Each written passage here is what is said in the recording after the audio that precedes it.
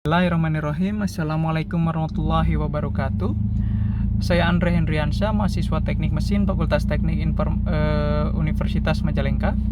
Di sini saya akan menjelaskan atau mempresentasikan tentang proses produksi, yaitu salah satu proses pembentukan, yaitu rolling atau pengerolan.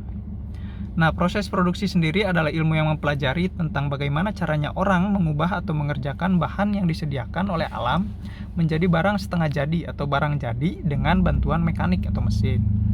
Contohnya sendiri yaitu pengolahan biji besi menjadi besi kasar, bisa juga besi kasar menjadi baja, terus baja menjadi benda yang dibutuhkan oleh manusia atau industri, yaitu bisa misalnya mur, baut, atau roda gigi.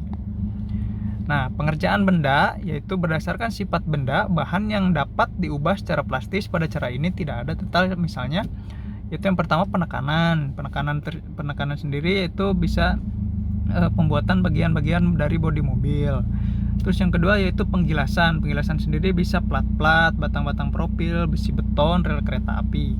Yang ketiga yaitu penarikan sendiri adalah misal pembuatan kawat, tembaga, baja, atau perak. Nah, yang terakhir yaitu penempaan sendiri yaitu batang torak, poros engkol, atau pisau. Nah, yang selanjutnya adalah proses pembentukan sendiri yaitu proses produksi untuk merubah bentuk benda kerja dengan cara mendeformasi plastis benda kerja tersebut. Nah, gaya pembentukan yang diberikan kepada benda kerja tersebut melebihi kekuatan luluhnya. Dalam proses itu, pembentukan digunakan perkakas yang fungsinya memberikan gaya terhadap benda kerja dan mengarahkan perubahan bentuknya. Nah, berdasarkan temperatur kerja, yaitu ada dua ya. Yang pertama pengerjaan dingin, yang kedua itu pengerjaan panas. Yang pertama pengerjaan dingin sendiri yaitu temperatur proses di bawah temperatur rekristalisasi di 0,4 atau 0,5. Selanjutnya karakteristik proses yaitu kekuatan logam meningkat, keuletan menurun, sehingga deformasi yang dapat diberikan kepada benda kerja tersebut relatif terbatas. Selanjutnya kondisi permukaan benda kerja hasil proses lebih baik dibanding pengerjaan panas. Lalu cocok untuk memproses benda kerja yang memiliki permukaan spesifik yang besar atau luas permukaan atau volume. Yang kedua yaitu pengerjaan panas. Pengerjaan panas ini temperatur proses di atas temperatur rekristalisasi. Ya, karakteristik prosesnya yaitu benda kerja yang diproses bersifat lunak dan ulet, sehingga gaya pembentukan relatif kecil dan deformasi yang diberikan kepada benda kerja tersebut dapat relatif besar. Terus kondisi permukaan benda kerja tidak sebaik hasil proses pengerjaan dingin, yaitu karena banyak terbentuk kerak.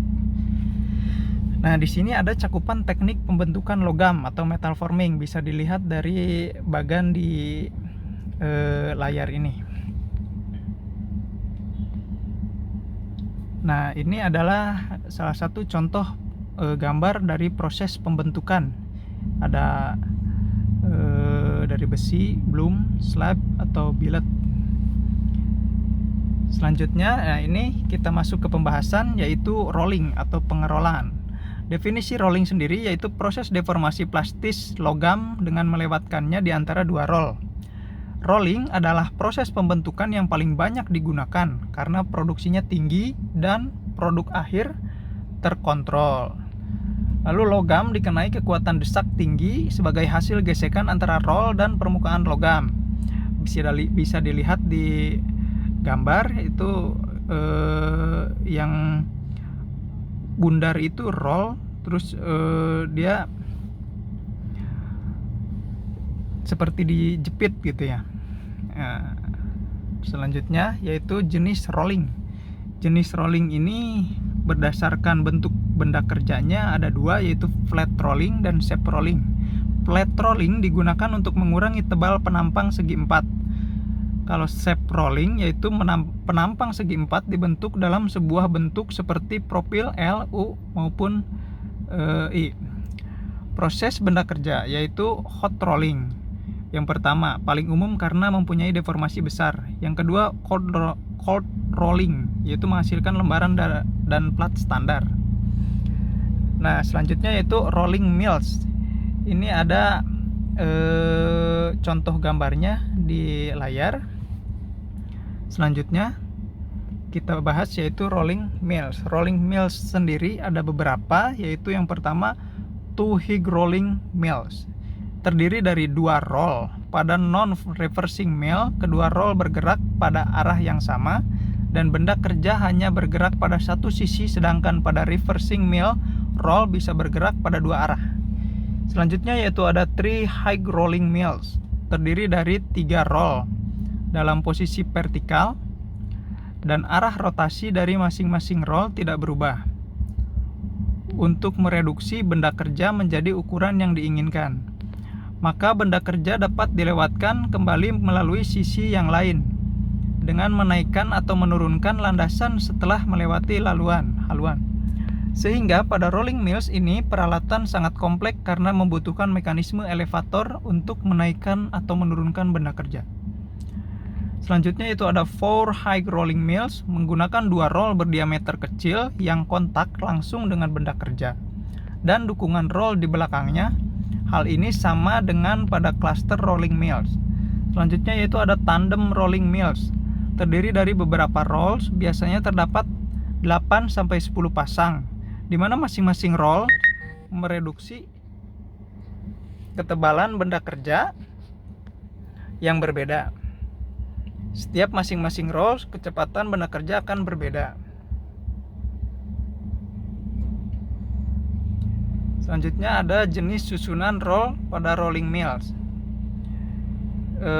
Di situ ada pada gambar yang pertama adalah two-hig mill pull over. Itu stok berulang-ulang dimasukkan untuk mengurangi ukuran. Selanjutnya ada two-hig mill reversing. Benda kerja dapat dilewatkan dari belakang dan keluar melalui roll dengan arah putaran berlawanan arah. Selanjutnya ada three-hig mill, yaitu terdiri dari roll penggerak atas dan bawah dan sebuah roll tengah di mana berputar karena gesekan. Selanjutnya ada four-hig mill. Diameter roll kecil, kekuatan dan kekakuan kecil ditumpu oleh roll belakang berdiameter besar. Selanjutnya ada cluster mill or Saint-Zimmer mill. Itu tiap benda kerja ditumpu dengan 2 roll di belakangnya. Roll belakang. Selanjutnya yaitu ada thread rolling. Digunakan untuk membuat ulir pada benda berbentuk silindris dengan melewatkannya di antara 2 disk. Biasanya digunakan untuk produksi massal pembuatan baut. Itu bisa dilihat di gambar di atasnya. Selanjutnya ada ring rolling. Yaitu ring rolling adalah proses deformasi ring berdinding tebal dengan diameter kecil di roll menjadi ring berdinding tipis dengan diameter lebih besar. Ring tebal ditekan merubah bentuk material menjadi lebih panjang sehingga diameter ring akan lebih besar. Untuk ring diameter besar digunakan untuk hot working, sedangkan untuk diameter kecil digunakan cold working. Selanjutnya yaitu ada roll piercing. Roll piercing yaitu menggunakan 2 roll. Ketika tekanan cukup tinggi maka akan terjadi internal crack. Mandrel digunakan untuk mengontrol ukuran dari lubang tersebut. Sekian presentasi dari saya. Mohon maaf apabila ada kekurangan. Wassalamualaikum warahmatullahi wabarakatuh.